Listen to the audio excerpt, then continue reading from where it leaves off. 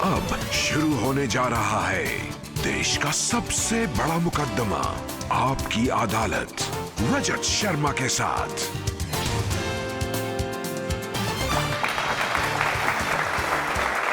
नमस्कार, आपकी अदालत में आपका स्वागत है। आपकी अदालत में आज पेश करेंगे क्रिकेट की दुनिया के एक ऐसे सितारे को जिसने अभी भी राजनीति की दुनिया में कदम रखा है। हम पेश करेंगे एक ऐसी पर्सनैलिटी को जिसने क्रिकेट के मैदान में अपने जौहर दिखाए, लेकिन जिंदगी में हमेशा कोई ना कोई विवाद, कोई ना कोई कंट्रोवर्सी उन्हें घेरी रही। मैं आमंत्रित कर रहा हूं, स्वागत कीजिए मोहम्मद अजहरुद्दीन का।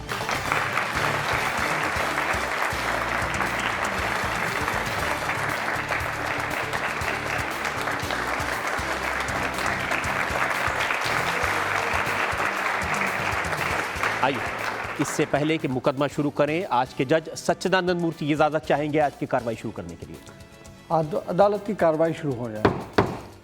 और इससे पहले कि इल्जामात और सवालात का सिलसिला शुरू हो, एक नजर डालेंगे उस बैकग्राउंड पर जिसमें आज का यह खास मुकदमा चला जा रहा है, मोहम्मद अजहरुद्दीन पर।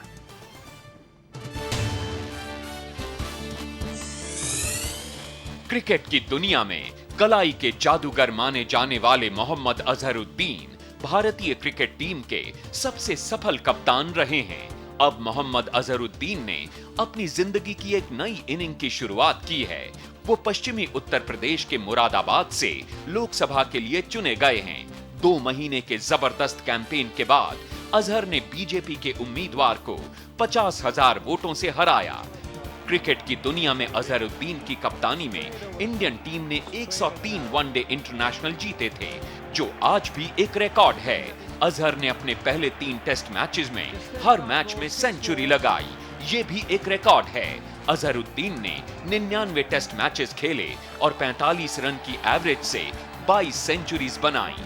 फील्डर के तौर पर अजहर ने वनडे मैचेस में 156 कैचेस पकड़े, जो एक वर्ल्ड रिकॉर्ड है। क्रिकेट के मैदान में अपनी लीडरशिप के लिए मशहूर मोहम्मद अजहरुद्दीन के सामने एक नई चुनौती है। अब इंतजार है राजनीति की दुनिया में अजहर के खेल का। तो मुकदमा शुरू होता है। आपकी अदालत में पहला इल्जाम मोहम्मद अजहरुद्दीन पर। आपकी अदालत में मोहम्मद अजहरुद्दीन पर इल्जाम है कि ये बिना अनुभव के राजनीति में कूद पड़े। अजहर साहब, अब तक तुम आपको देखते थे वो कॉलर उठाए हुए, रोल्ड अप कॉलर वाली शर्ट पहने हुए, ये आप कुर्ता पजामा पहन के पूरे नेता दिखाई दे रहे हैं। जी, आपने मुझे आज ही बताया कि आज ये आपकी अदालत होने वाली, तो इसलिए मैं सीधा पार्लियामेंट से आया, तो मुझे मौका ही नहीं मिला टी शर्ट पहनने का। आपने मुझे मौका ही नहीं दिया। क्या करते? अच्छा, मैंने सोचा था आपका जो स्टाइल है अदा वो बिल्कुल बदल गई है। नहीं, मैं बदली तो नहीं, ऐसे ही अब जो जैसा आप पार्लियामेंट में तो आप कॉलर उठा के जा नहीं सकते, क्योंकि वहाँ पे हाउस का आपको जो डेकोरम रहता है वो तो आपको मेंटेन करना पड़ता है।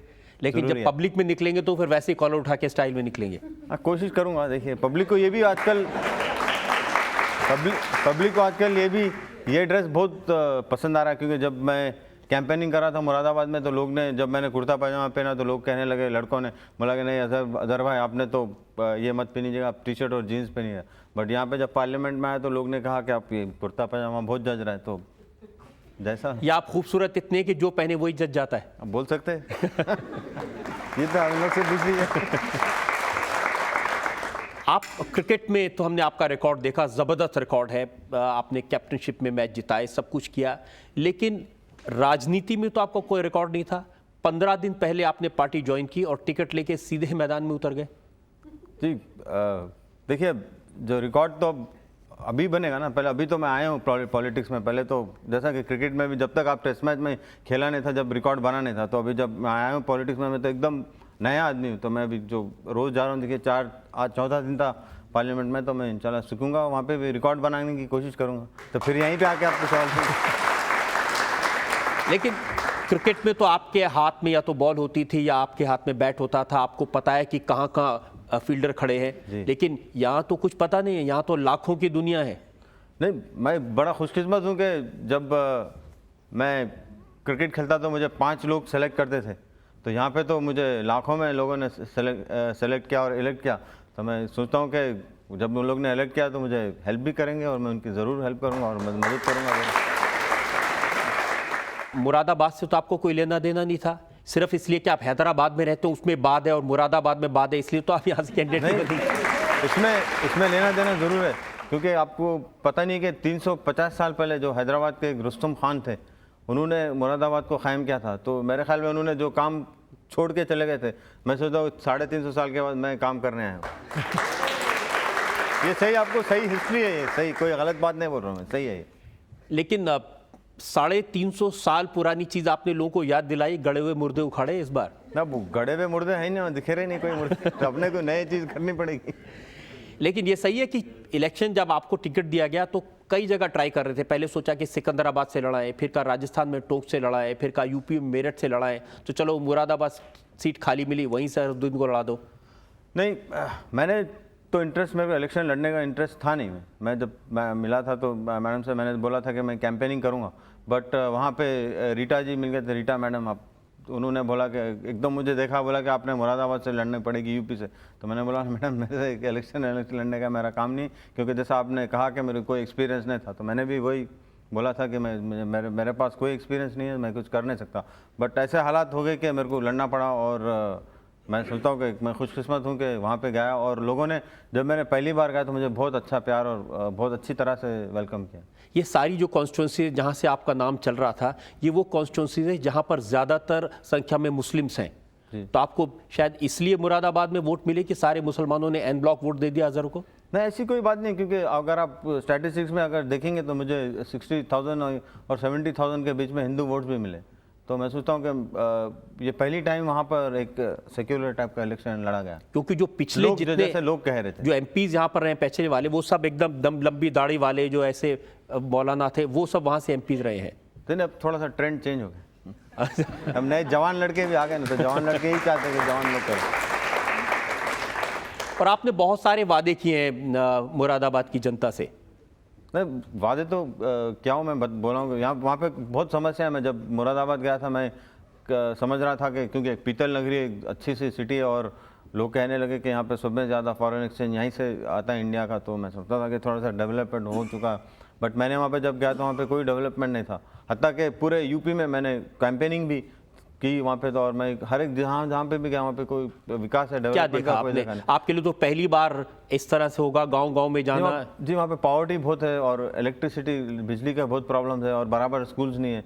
अब लड़के इतने, जैसा कि हम लोग दिन के टाइम में जब कैंपेनिंग करता था, इतने लड़के, बट वो कुछ काम ही नहीं करते, वो खाली सुबह से लेकर शाम तक घूमते रहते हैं। तो मैं सोचता हूँ कि अगर ये लड़के जो इतने अच्छे, हर लड़के में एक टैलेंट रहता है, अगर अच्छी चीज़ अगर आप पढ़ने लिखने की अच्छी जगह देंगे और उसको समझाएं अगर करेंगे, तो मैं सोचता हूँ कि हर एक लड़का अच्छा पढ़ सकता है। बट वहाँ पे कोई विकास का काम नहीं हुआ, और हेल्थ भी बराबर नहीं है। क्योंकि मैं आप यकीन नहीं माने, जब मैं एक बार कैंपेन कर रहा था, दो तीन औरतें ने मुझे कहा कि ऑलमोस्ट मेरे ख्याल में 70 या 75 के बीच साल में थे, बोलने लगे कि बेटे आपको पता है कि हम कभी बिजली देखे नहीं ज़िंदगी में, हमारी उम्र आज 75-73 ईयर्स की। तो मुझे बहुत बुरा लगा। तो मैं सोचता हूँ कि जब इंडिया इतना आगे चल चुकी है, 21वीं सेंचुरी से भी आगे निकल चुकी है, तो मैं सोचता हूँ कि हर गांव में, हर छोटे छोटे इलाके में बिजली तो होना ज़रूरी है। बिजली का होना बहुत अहम चीज़ है। लेकिन अजहर जैसा साहब, कि आप यहाँ पे देख रहे हैं, यहाँ पे बिजली नहीं होगी तो बैठ ही नहीं सकते, प्रोग्राम भी नहीं होता, प्रोग्राम नहीं हो सकता, सब काले काले नजर आएंगे। पूरे काले। लेकिन आपने जो वादे किए हैं, ऐसे वादे तो नेता हमेशा करते रहे हैं। जो भी आदमी इलेक्शन लड़ने जाता है वो कहता है आपको बिजली दूंगा, आपको पानी दूंगा, आपको सीवर दूंगा, स्कूल खोलेंगे, हॉस्पिटल खोलेंगे। आपके भी भाषण मैंने सुने इलेक्शन के दौरान, आपने भी यही बिल्कुल नेता की तरह वादे किए हैं, लेकिन पूरे करेंगे कि नहीं? इंशाल्लाह मैं तो पूरी कोशिश करूंगा। मैं एक डिफरेंट टाइप का नेता हूँ, क्योंकि मैं खिलाड़ी हूँ, मुझे पता है कि कितनी कठिनाई होती है। जब छोटा था, जब खेलता था, तो मुझे भी बहुत प्रॉब्लम होती थी। इतना आसान नहीं था कि खेलना। कभी बाद वक्त ऐसा होता था कि मैं 8-10 किलोमीटर तो पैदल चलता था ग्राउंड पे पहुंचने के लिए। उसके बाद में सुबह मुश्किल काम में होता था कि जो प्रैक्टिस के बाद जो घर आते थे, वहाँ पे 5-6 किलोमीटर चलना पड़ता। तो मैं सोचता हूँ कि अभी इतना इंडिया आगे बढ़ चुकी है, जो लड़के हैं, अब मेरे ख्याल में मेरे वैसी मेहनत जब होती वो आजकल के लड़कों में करना, मैंने सोचता हूँ कि आप लोग कर सकेंगे, नहीं कर सकेंगे, बट अगर कर सकेंगे तो बहुत अच्छा है। बट मैं सोचता हूँ, और आजकल इतना अच्छा मोड ऑफ ट्रांसपोर्ट हो गया, छोटे छोटे लड़के कने बाइक होती है वहाँ पे, तो हमारे कने साइकिल भी नसीब नहीं थी। तो आप कह रहे हैं कि इस बदले ज़माने में एक बदला हुआ नेता अजहरुद्दीन मुरादाबाद की जनता को मिला है और आप वायदों को पूरा करेंगे? इंशाल्लाह पूरी कोशिश करूंगा, क्योंकि पब्लिक ने मुझे चुना है, तो मैं सोचता हूँ कि मेरी एक मॉरल और एकदम रिस्पॉन्सिबिलिटी होती है कि मैं उनका काम करूँ। आपकी अदालत में मोहम्मद अजहरुद्दीन पर इल्जाम है कि ये सिर्फ अपनी वाइफ की सुनते हैं।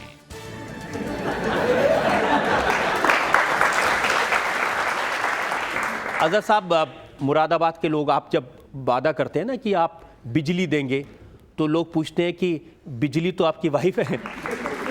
मैं बड़ी अच्छी बात है, क्योंकि उन्होंने भी बहुत अच्छी कैंपेनिंग की और उनका भी काफ़ी हाथ है मेरे जीत में, क्योंकि उन्होंने बहुत अच्छी जगह गए। उन्होंने भी वही प्रॉमिस किए, जब भी वो जाती थी वो बिजली की तरह जाती थी, तो अच्छे है, बिजली तो आएगी।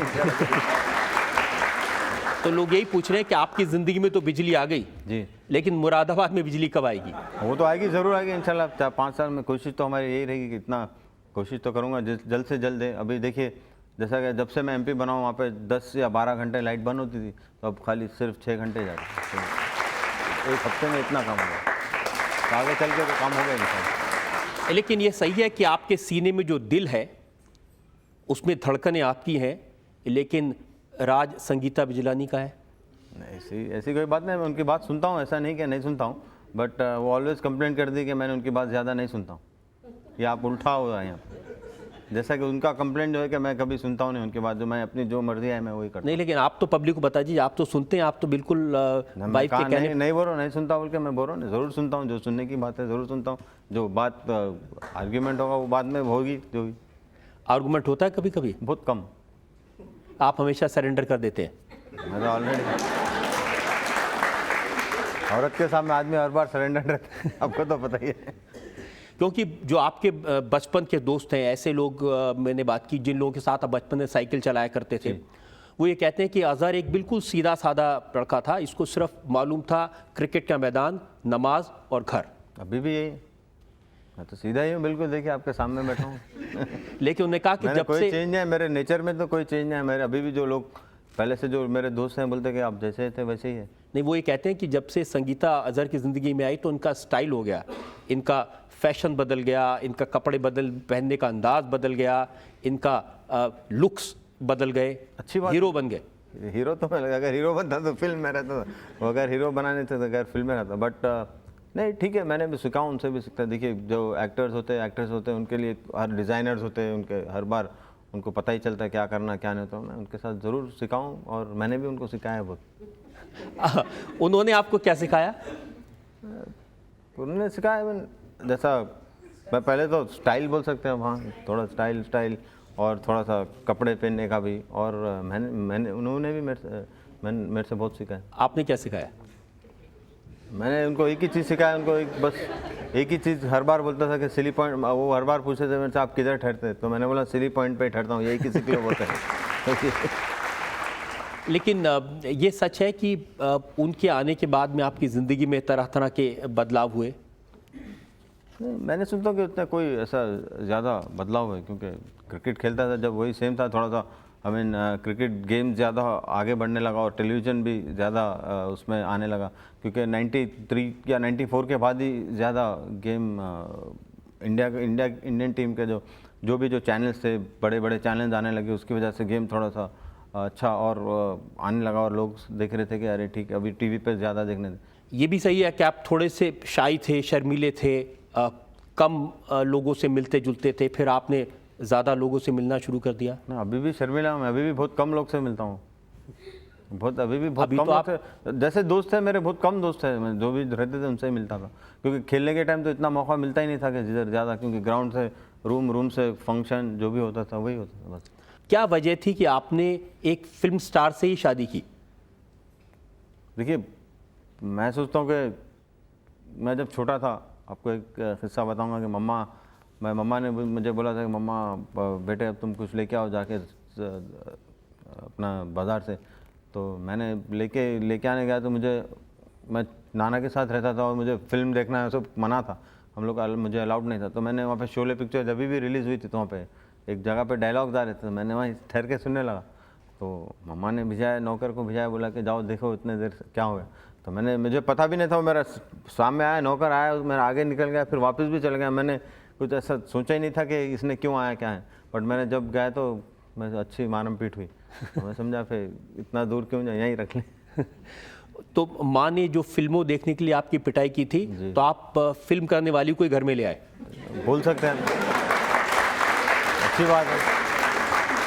और मैंने संगीता जी का एक इंटरव्यू पढ़ा जिसमें उन्होंने कहा कि पहली जब मुलाकात हुई, जब एड फिल्म आप दोनों ने साथ साथ की, तो उस समय कोई ख़ास दोस्ती, कोई ख़ास मोहब्बत नहीं हुई थी?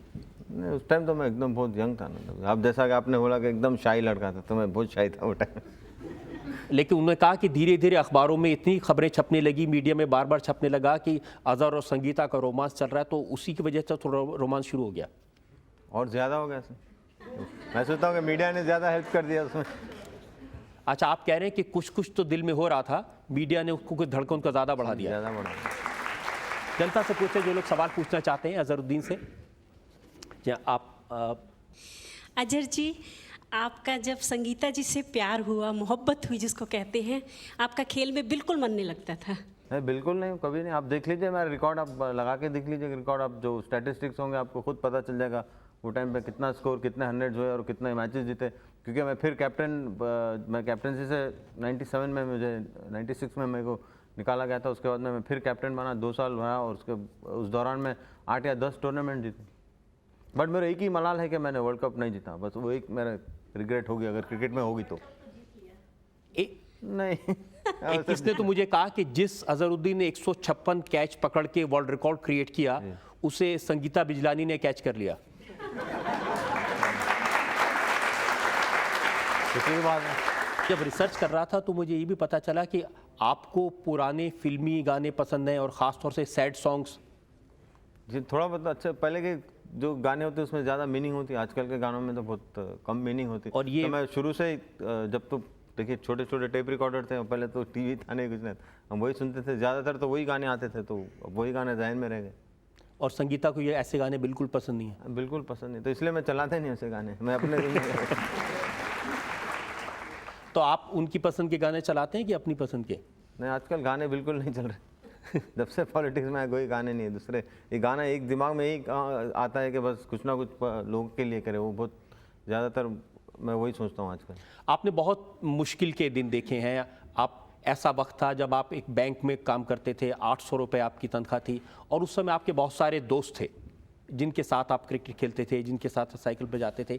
ऐसे लोगों से आज भी आपकी मुलाकात होती है, राब्ता होता है? जी हाँ, ज़रूर मिलता हूँ। मेरे जो पुराने दोस्त हैं वो भी कभी जब हैदराबाद जाता हूँ तो जब भी मिलता हूँ। बट बाज़ थोड़े दोस्त लोग तो बाहर जा चुके हैं, थोड़े लोग यहीं पे काम करते हैं, तो मुझे बहुत अच्छा लगता है कि उन लोगों के साथ मिलकर। क्योंकि मुझे याद है कि मेरे एक दोस्त जो मैं उनके साथ हर रोज़ हमारी जो कॉलेज में था, स्कूल में था, बहुत से मैचेस उनके साथ खेला और उनके साथ ही मैं जाता था। वो भी कैंपेनिंग करने के लिए आए थे, मुझे बहुत खुशी हुई। उनका नाम पवन कुमार है। घर के लोग क्या चाहते थे, आप क्रिकेट में मन लगाएं कि पढ़ाई में मन लगाएं? नहीं, मुझे कभी कोई घर में रोका ही नहीं था कुछ करने के लिए। मैं जब अच्छा क्रिकेट खेलता था तो हर बार इनकरेजमेंट होता था, क्योंकि मेरे को बहुत से ऐसा जगह पे याद है कि पापा, जब हम लोग, मैं निज़ाम कॉलेज में मैच खेलता था तो पापा का ऑफिस का रास्ता वही होता था। जब भी ऑफिस से कॉलेज के सामने गुजरते थे तो देखते थे, अगर हमारी निज़ाम कॉलेज की बैटिंग होती थी तो वो वहीं पे आके देखते थे, आधा दिन मैच देख के फिर ऑफिस जाते थे। तो और जो ग्रैंडफादर थे मेरे नाना, तो हर बार वो रोज़ मैच देखने आते थे। तो जैसे आपको एनकरेजमेंट मिला था, आप अपने बच्चों को एनकरेज करते हैं क्रिकेट खेलने के लिए? ज़रूर एनकरेजमेंट करता हूँ। मैंने कभी किसी को फोर्स करता नहीं, क्योंकि मैंने उनको बच्चों को यही कहा कि अगर आप लोग अच्छा इंटरेस्ट से खेलेंगे तो ये गेम खेलो, अगर इंटरेस्ट नहीं है तो अगर मैं खेला हूँ इसकी ऐसा मत समझ के खेलना कि मैं पापा खेले तो आप मैं भी खेल सकूँगा। बट आप में अगर इंटरेस्ट है, अगर आप अच्छा खेलना चाह रहे तो ज़रूर खेलिए। तो हम दोनों लड़के खेल रहे अच्छा, देखिए कैसा खेलते हैं आप, कैसा रेट करते हैं दोनों बेटों के खेल को? नहीं, उनका तो गेम बिल्कुल अलग है। एक लेफ्ट हैंडर है, एक राइट हैंडर है। जो बड़ा लड़का है वो तो थोड़ा सा अटैकिंग प्लेयर है, शायद मेरे से भी अच्छा हो जाएगा, उम्मीद करता हूँ। आपको लगता है कि वो भी अच्छे प्लेयर निकलेंगे एक दिन? देखिए, उनके मेहनत के ऊपर है कि मेहनत और कंसिस्टेंसी, अगर स्कोर करते रहेंगे तो ज़रूर वो सेलेक्ट होंगे। तो आपकी कोचिंग मिलती है उन्हें? हाँ, मैंने कोचिंग किया हूँ, मैं कोचिंग करता हूँ। तो हम थोड़े दिन में देखेंगे रिजल्ट आपकी कोचिंग का कैसा नतीजा आता है। देखिए, मेरी कोचिंग तो बराबर, रिजल्ट उनका काम है, मैं उनके जगह जाके खेल नहीं सकता हूँ। बट काफ़ी अच्छा, बहुत अच्छा सीख चुके हैं उन लोग, अच्छा सीखे। अंकल, आपको रजत अंकल कैसे लगते हैं? रजत अंकल, मैंने रजत अंकल तो बहुत फिट हो चुके हैं, मेरे से भी दुबले लग रहे हैं। आप देखिए मेरा वेट तो बढ़ते जा रहा है, बट रजत अंकल का वेट बहुत कम हो रहा है। उन्होंने बहुत मेहनत करी। आप देखिए, आप बहुत अच्छे खूबसूरत लगते हैं। मैं आपसे ये जानना चाहता हूँ कि आपकी ये जो फिटनेस है, आपकी ये जो चुस्ती है, आपके जो चेहरे पर जो चमक है, इसका राज क्या है? इसका राज यही है कि मैं अपने आप को बहुत कंट्रोल, मेरे हैबिट्स जो है, फूड ईटिंग हैबिट्स जो आप जैसे बोलते हैं, वो बहुत कंट्रोल रहते हैं। और मैंने बहुत ट्रेनिंग बहुत की। आपको बहुत लोगों को पता भी नहीं होगा, यहाँ पे मैं 100 मीटर्स भी रनिंग करता था, क्योंकि मैंने जब मेरी टाइमिंग हुई तो 100 मीटर्स में 11.5 to 11.6 सेकेंड में मैं 100 मीटर्स करता था। तो मैं सोचता हूँ बहुत लोग को मालूम नहीं था, तो इसलिए इसकी वजह से मैं नेचुरल फिटनेस तो मेरे में था, बट उसके ऊपर बहुत मेहनत करनी पड़ी। क्योंकि आप कभी भी आप देखे होंगे कि मैं ज़्यादातर मुझे अब ऐसा बात निकली तो अब बोल रहा हूँ, आपने निकाला, मैं कभी मुझे क्रैम्प्स आए नहीं और कभी हैमस्ट्रिंग या कभी कोई चीज़ पुल नहीं हुई, बस खाली एक थोड़ा सा बैक में कभी कभी दर्द होता था। तो इसकी वजह है कि मैं शुरू से ही मैं ट्रेनिंग करता था। हर आदमी को फिटनेस जो होता है कि लोग बोलते हैं कि नहीं हम 10 दिन 15 दिन कर लेंगे फिटनेस, ऐसा नहीं। फिटनेस एक ऐसी है कि ज़िंदगी तमाम की एक हैबिट है, आप बनाना चाहिए। अगर आप थोड़े दिन में अगर 15 दिन छोड़ देंगे, 15 दिन करेंगे तो उसका कोई फ़ायदा नहीं होगा। तो जैसा कि इंग्लिश में बोलते हैं कि fitness is a life long habit. आपने तो लाइफ लॉन्ग हैबिट बना लिया, आपको हमने फिट देखा, आपको हमने क्रिकेट जब खेलते थे तो भी कई मैदान में गिरते पड़ते नहीं देखा। लेकिन आज के जो क्रिकेटर्स हैं, हम देखते हैं उनमें से ज़्यादातर खिलाड़ी चोट खा के मैदान के बाहर बैठे रहते हैं। थोड़ा बहुत आजकल क्या इतनी क्रिकेट इतनी ज़्यादा हो चुकी है, तो मैं सोचता हूँ कि लोग थोड़ा भी अगर इंजर्ड होते हैं तो फॉर एग्जांपल अगर आपको 1 मैच 2 मैच रेस्ट लेके फिर खेल सकते हैं तो आपकी इंजरी ठीक हो सकती। तो मैं सोचता हूँ कि यहाँ पे वो लोग जो प्लेयर्स होते हैं अनफिट भी होते हैं तो मैच खेल लेते हैं, उसकी वजह से इंजरी एग्रीवेट हो जाती है। और वो एक सोचते हैं कि अगर हम 2 मैच भी नहीं खेलें, अगर हमारी जगह पे दूसरा कोई प्लेयर आ गया और अच्छा खेल लें तो हमको फिर शुरू से स्टार्ट करना पड़ता है। इसकी वजह ये भी है। तो मैं यही कहूँगा कि अगर आप अच्छे प्लेयर हैं, अगर आपके ऊपर आपकी सेल्फ बिलीफ है कि आप अच्छा खेलते हैं, तो अगर आप इंजर्ड है तो मैं सोचता हूँ कि आप टीम को बता देना चाहिए कि मैं इंजर्ड हूँ, मैं खेल नहीं सकता हूँ, क्योंकि इससे टीम का भी बेनिफिट होगा, आपको भी बेनिफिट होगा। और जैसा कि लोग आजकल जो ज़्यादातर जो इंजर्ड हो रहे हैं, मैं यही सोचता हूँ कि प्लेयर्स को एक सोचना चाहिए कि जब उनको पता है कि एक अच्छे प्लेयर है, आप एक पूरा आप कंटिन्यूसली आप इंडियन टीम को खेलेंगे 1 साल भर, तो आपको वही हिसाब से ट्रेनिंग करनी पड़ती है। क्योंकि मैं सोचता हूँ कि बाद वक्त ट्रेनिंग कम या ज़्यादा होने से भी इंजरीज हो सकते हैं। जैसा कि फॉर एग्जांपल आप ले सकते हैं जहीर खान की इंजरी, तो अब आप वो एकदम हो गई समझे, अनफॉर्चुनेटली वो गिरे और थोड़ा सा मेरे ख्याल में गलत तरीके से शोल्डर पे गिर गए उनकी, उसकी वजह से थोड़े इंजरी। वैसे इंजरीज तो आप कुछ बोल नहीं सकते, और जो दूसरे जो इंजरीज हो जाते हैं वो तो आप अपने आप को देख सकते हैं। कौन से ऐसे प्लेयर्स हैं जिनको आप एकदम फिट मानते हैं? मैं जब खेलता था तो मैं सोचता कि गस लोगी बहुत फिट थे, गस लोगी, विव रिचर्ड्स भी बहुत फिट थे, और अब देखा गया तो कपिल बाजी तो सब में फिटेस्ट थे। मैं सोचता हूँ कि वो बहुत फिट थे। और मुझे याद है कि जब उन्होंने 94 में जब उन्होंने लास्ट मैच खेला था, वो टाइम पे जब रनिंग बिटवीन द विकेट्स करते तो हमको जब भी हम हमारे साथ बिल्कुल बराबर तौर से करते थे। और प्लेयर्स देखिए, ऑस्ट्रेलियन प्लेयर्स भी काफ़ी फिट होते हैं, बहुत अच्छे फिट होते हैं। बट मैं सोचता हूँ कि इंडियन टीम में कैफ एक बहुत अच्छे फिट प्लेयर्स है, बट अनफॉर्चुनेटली उनको मौका ज़्यादा नहीं दिया जा रहा है। मैं सोचता हूँ कि उनको देना चाहिए। आपकी अदालत में मोहम्मद अजहरुद्दीन पर इल्जाम है कि ये अपने खिलाफ छपने वाली खबरों पर खामोश रहे। अदर साहब, अब तो आप पार्लियामेंट में हैं, आपको बहुत कुछ बोलने का मौका मिलेगा। 9 साल तक आपके ऊपर तरह तरह के इल्ज़ाम लगते रहे, मैच फिक्सिंग का इल्ज़ाम लगा, किसने अंडरवर्ल्ड का इल्ज़ाम लगा दिया, लेकिन आप कुछ बोले नहीं। जी, मैं क्लैरिफिकेशन देने की ज़रूरत नहीं थी, क्योंकि ये कोई इल्ज़ाम तो सही है नहीं। और जो आप देख रहे हैं कि जो मेरे अगेंस्ट में कोई एजेंसी का कोई केस नहीं है, तो अब मैं उसके बारे में अब उसके सवाल देने का क्या, मैं समझता हूँ कि उसको सवाल देने की ज़रूरत ही नहीं है, जबकि मेरे ऊपर कोई केस ही नहीं है। मैंने बोर्ड के अगेंस्ट में केस डाला क्योंकि उन्होंने बैन किया है, तो मेरे अगेंस्ट में कोई एजेंसी का केस नहीं है, ना कोई मेरे कोई। लेकिन आपने जो केस किया उसमें तो आपने जो लाइफ टाइम बैन लगाया क्रिकेट में, उसको चैलेंज किया है ना? जरूर वो जनता को बताना चाहिए कि क्या आपने चैलेंज किया, क्यों चैलेंज किया। यही चैलेंज किया कि जो बोर्ड ने जो डिसीजन लिया, जो केस किया है, उनके जो रूल्स है वो बिल्कुल रूल्स फॉलो नहीं किया, और जो नेचुरल जस्टिस होती तो बिल्कुल वो फॉलो नहीं किया। मुझे मौका ही नहीं दिया कि मुझे प्रूव करूँ। बस खाली एक लेटर आया है कि आप अगर प्रूव कर सकते हो, आप आपका इनोसेंस है तो आप लेटर में बता दीजिएगा। तो लेटर में तो मैं लिख के दे सकता हूँ, बट कोई अपने आप को प्रूव, जब तक आप लोग से बात नहीं करेंगे तो आप प्रूव नहीं कर सकते। तो मैं सोचता हूँ कि जो वहाँ पे जो इंक्वायरी हुई थी वो 1 साइडेड इंक्वायरी थी। जहाँ तक कि मेरा ख्याल है। लेकिन बहुत सारे ऐसे लोग थे उसमें जो कमेटी में थे जी। जिन्होंने कहा, आज कमल मुरार का मैंने बयान देखा है, वो ये कह रहे हैं कि साहब अजहरुद्दीन के खिलाफ जो बैटिंग के पैच फिक्सिंग के चार्जेस लगे थे वो ठीक नहीं थे, अब उन्हें बैन हटा देना चाहिए। उन्होंने जो लेटर, उनका जो लेटर जो बोर्ड को गया था जब इंक्वायरी के टाइम पे, जो 3 लोग थे, ये थे, मिस्टर मुत्तैया थे और राम प्रसाद थे।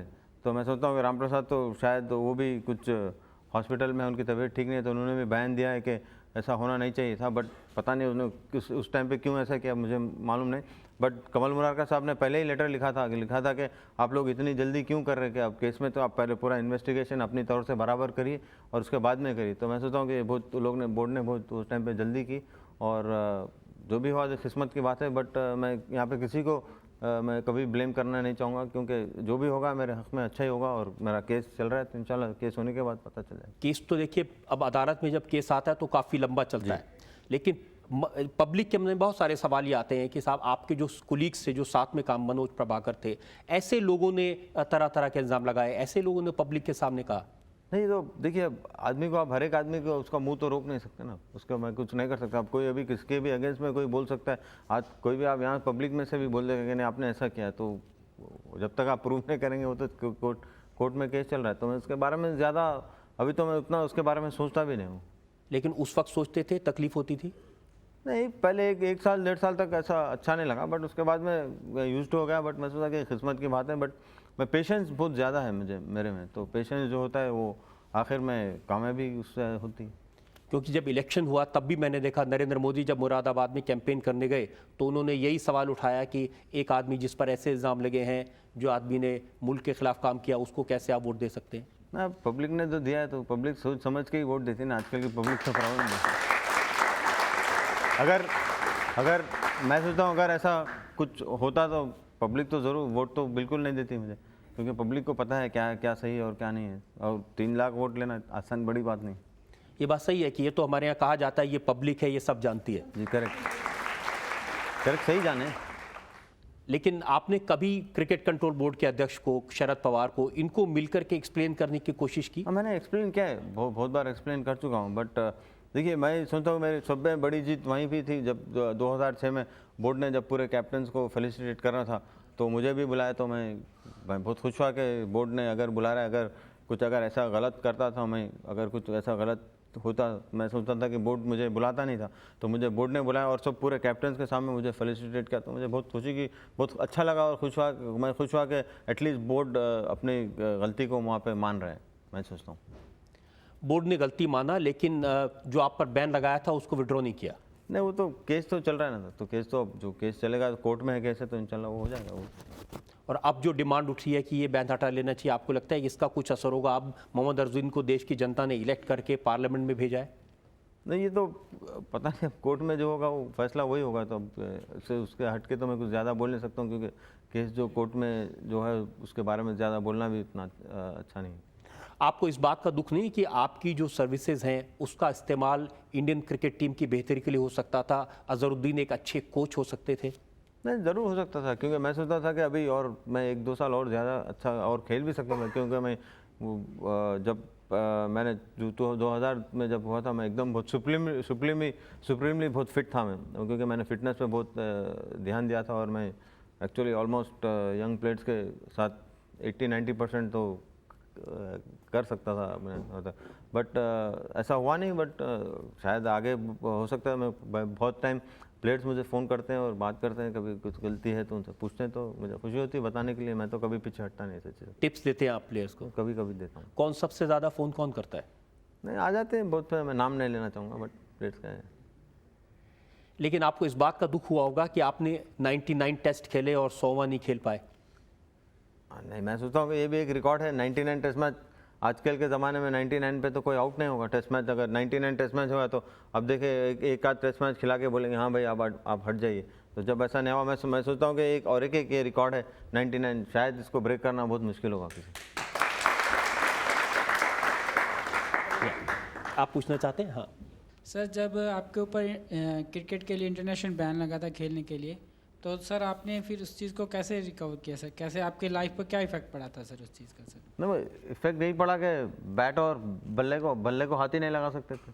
वो तो ये इफेक्ट हुआ और कुछ नहीं इफेक्ट हुआ, बट बुरा लगा कि ऐसा हुआ, बट ऐसा होना नहीं चाहिए था। जो मेरी गलती इसमें कुछ थी नहीं, बट जैसा हुआ अब जो किस्मत की बात है, जो सा हो गया। बट मैंने काफ़ी पेशेंस रखा और मैंने बहुत एकदम अच्छे तरीके से बर्ताव किया। मैंने कभी किसी के ऊपर ब्लेम नहीं किया। अगर चाहता तो मैं भी किसी के अगेंस्ट में कुछ भी बोल दे सकता था, बट जो अपनी जो लड़ाई होती है वो अपन ही करना चाहिए। तो अब जब आप जीतेंगे तो अब ऐसा लगता है कि आपने कुछ अपनी तरफ से कुछ किया। ये बात सही है, अगर आपकी जगह कोई और होता तो बहुत बोलता, और यही सवाल बार बार मेरे जहन में आता है कि आपने क्यों नहीं बोला? आप चाहते तो उन सब की धज्जियां उड़ा सकते थे। देखिए, जब मेरे अगेंस्ट में जो गलती हुआ तो मैं दूसरों के बारे में क्यों बोलूँ? मैं जब एक चीज़ मैं सोचता हूँ कि मेरे अगेंस्ट में गलत हुआ तो मैं अब दूसरों के बारे में बताने से उसमें कुछ फ़ायदा ही नहीं होगा। उसमें क्या होता और ज़्यादा कंट्रोवर्सी होती थी, और जो मेरा जो ब्रॉटअप था वो एकदम डिसेंट तरीके का ब्रॉटअप था। तो मैं सोचता हूँ कि अपनी लड़ाई अपन ही लड़ना चाहिए। कई बार ये नहीं लगता लोगों को कि अगर ये खामोश है, चुप है, बोल नहीं रहे तो शायद कहीं कोई गलती की होगी? नहीं, ऐसा तो नहीं लगता। मैं सोचता हूँ अभी भी लोग, मैं कभी एयरपोर्ट्स पे जाता हूँ तो लोग अभी भी मुझे बोलते हैं कि अभी आपका फिर क्रिकेट खेलेंगे।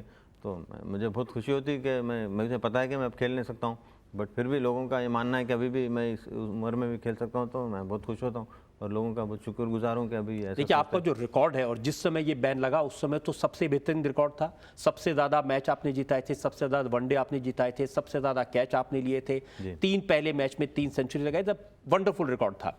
और उस समय जब आप पर बैन लगा तो करियर एकदम पीक पर था। ऐसे वक्त में जब बैन लगे, ऐसे वक्त में जब इस तरह के मैच फिक्सिंग जैसे इल्ज़ाम लगे तो तकलीफ तो होती है। आदमी का मन नहीं करता कि पूरी दुनिया को बता दें सच क्या है? नहीं, सच तो पता ही, आप पता ही लोगों को है, सबको पता है मालूम सच क्या है। कि आप देखिए दूसरे हर कंट्रीज़ में अपने जो भी इंक्वायरीज हुए तो इंक्वायरीज हुए, बट उसमें कुछ निकला ही नहीं। तो यहीं पे थोड़ा सा ज़्यादा ह्यू एंड क्राई हो गई थी, मीडिया का प्रेशर भी ज़्यादा था, और पता नहीं हमारे जो बोर्ड प्रेसिडेंट थे जब मुत्तैया साहब के, उनके दिमाग में क्या था मुझे मालूम नहीं। आपने कभी इस बात की ज़रूरत नहीं समझी कि आप भी मीडिया के सामने जाएं और सच बताएं? नो, मैंने बताया, मैंने उनसे बाद में मिला था मुत्तैया साहब से, मैंने बताया, उनको बोला था कि आप जो भी किया वो गलत किया। तो उन्होंने कहा कि ज़्यादा प्रेशर था, ऐसा हो गया वैसा हो गया। तो अभी उसके बाद मैं बात नहीं की उनसे ज़्यादा। और कभी जनता के सामने आकर मीडिया को बताने की कोशिश की? नहीं, ज़रूरत नहीं थी, क्योंकि मुझे पता है कि मैं सही हूँ, मैं कुछ गलत काम किया। आपकी अदालत में मोहम्मद अजहरुद्दीन पर इल्जाम है कि ये क्रिकेट के लिए कुछ नहीं करते। अजहर साहब, आपने अपनी फिटनेस पर ध्यान दिया, आप लोकसभा के एमपी बन गए, लेकिन क्रिकेट के जो आपके साथी हैं उनको ज़रूर इस बात की शिकायत है कि उनके लिए आप कुछ नहीं करते हैं। मैंने तो करने के लिए तैयार हूँ। जब मेरे से बैन लगा तो उसके बाद में मैं कुछ कर ही नहीं सका।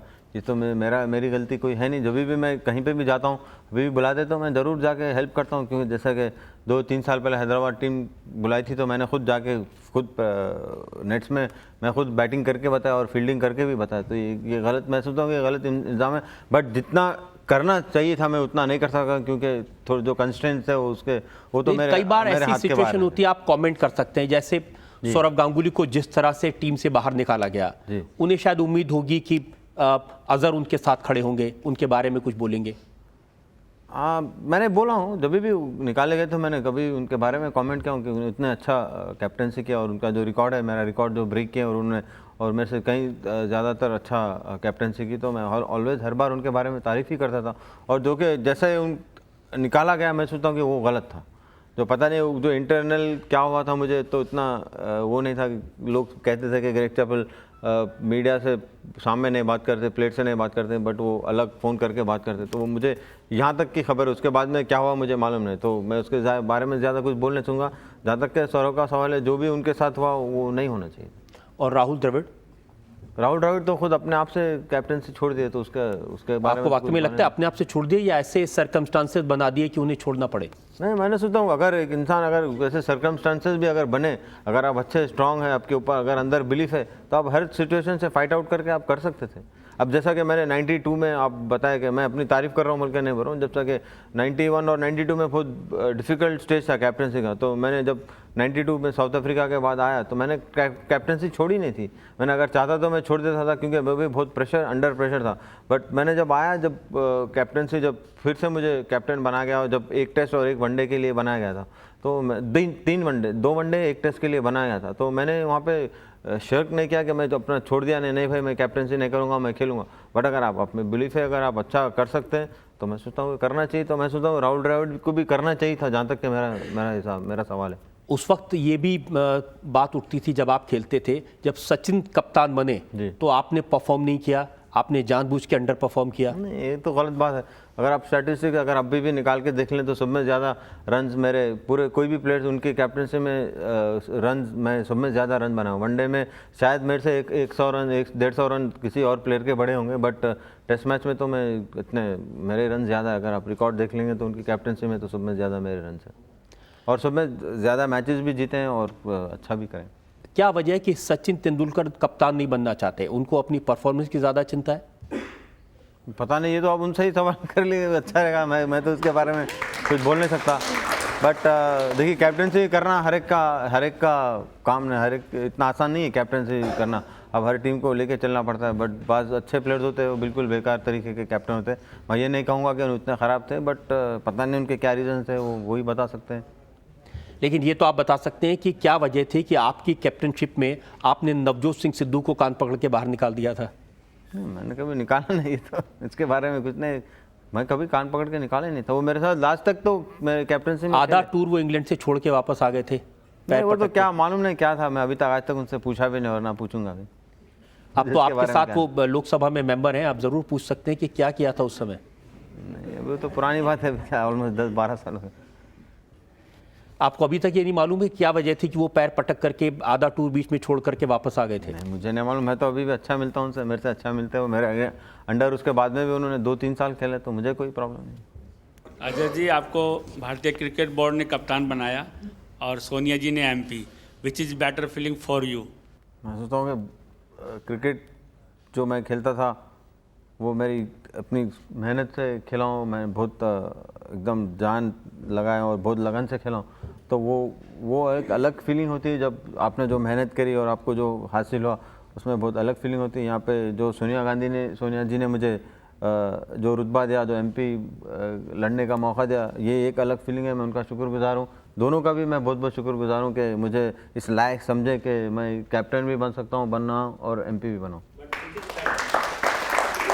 बेटर तो बहुत मुश्किल है बेटर बोलना, बट मैं सोचता हूँ कि दोनों भी बहुत अच्छा है। बट बेटर जब भी मैं एमपी बोल सकूँगा कि मैं जब किसी के काम आ जाऊँगा और मैं अगर कोई विकास का काम अच्छा करूँगा, और मैं उम्मीद करता हूँ कि करूँगा।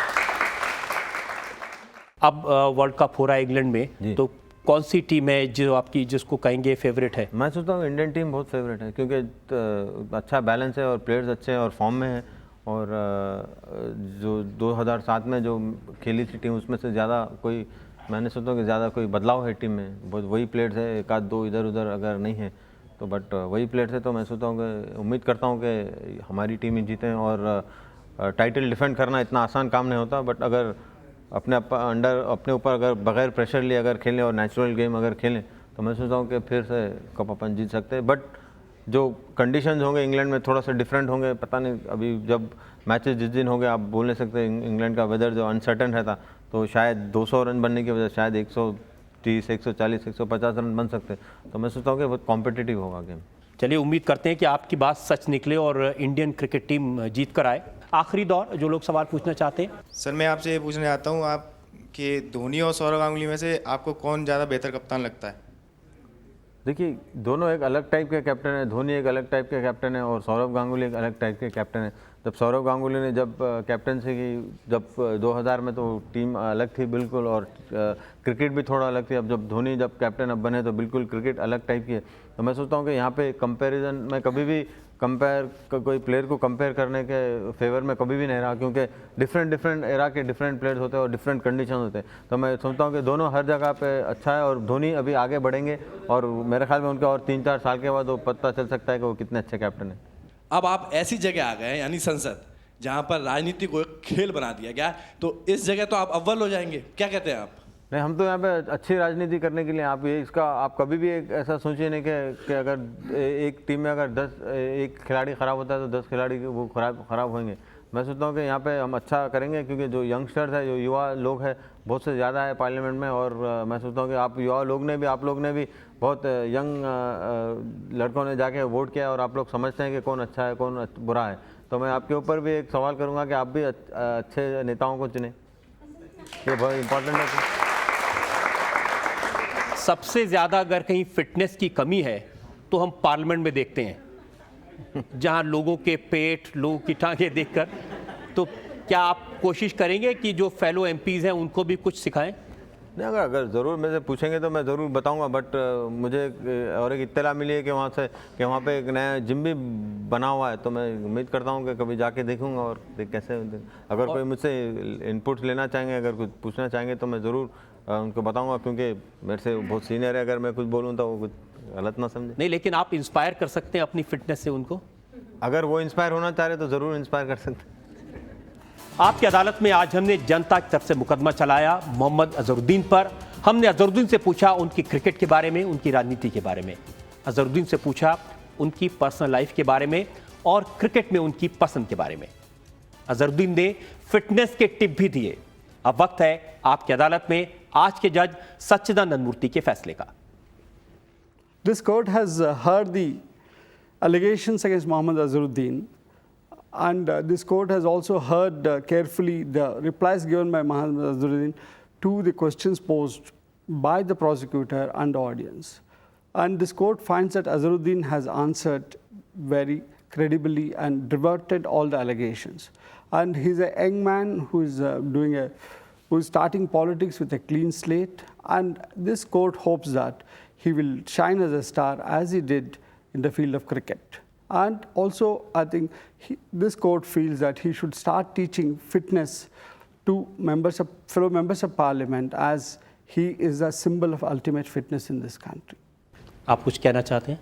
मैं पब्लिक आप लोग का बहुत बहुत शुक्रिया करूँगा कि मैंने जो भी बोला मैं अपनी तरफ से सही तरह बोलने की कोशिश की, और मैं सोचता हूँ कि मैं जो भी बोला हूँ सही बोला।